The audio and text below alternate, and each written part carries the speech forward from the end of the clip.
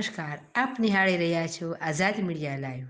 જસદણ વિછિયા વિધાનસભા 72ના કોંગ્રેસના પૂર્વ ધારાસભ્ય ભોળાભાઈ ગોહિલને કોંગ્રેસ પક્ષમાંથી ઉમેદવાર તરીકે જાહેર કરાતા કોંગ્રેસના કાર્યકરો તેમજ લોકોમાં આનંદ છવાયો હતો। કોંગ્રેસ પક્ષમાંથી ભોળાભાઈ ગોહિલનું નામ જાહેર થતાં ભાજપના ગઢમાં ગાબડા પડે તેવી શક્યતા। એન્કર સંધ્યાબેન ઓઝા, રિપોર્ટર જિગ્નેશ સિદ્ધપરા, આઝાદ મીડિયા લાઈવ, જસદણ।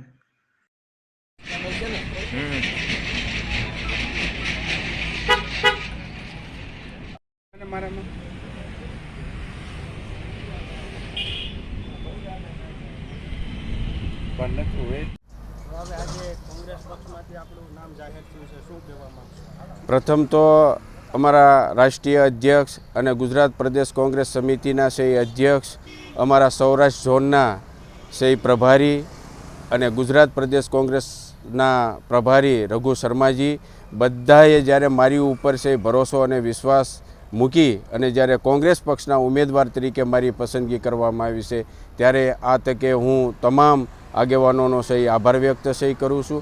અને જ્યારે કોંગ્રેસ પક્ષના ઉમેદવાર તરીકે પસંદગી કરવામાં આવી છે ત્યારે આ વિસ્તારમાંથી તમામ સમાજના સાથ સહકાર સહયોગ અને મહેનતથી એક કોંગ્રેસ પક્ષના ઉમેદવાર તરીકે મને મત આપી જંગી બહુમતીથી અહીંની જનતા છે વિજય બનાવશે।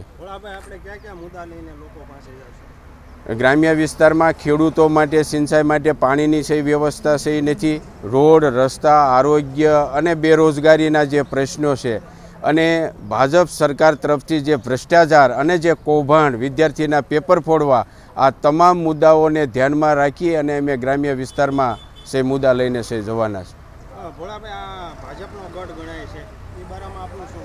જસદણ વિધાનસભા એ ભાજપનો ગઢ ક્યારેય છે રહેલો નથી। આ વિસ્તારમાં પહેલેથી જ છે કોંગ્રેસ પક્ષના વિચારધારા સાથે આ વિસ્તારના છે લોકો રહેલા છે।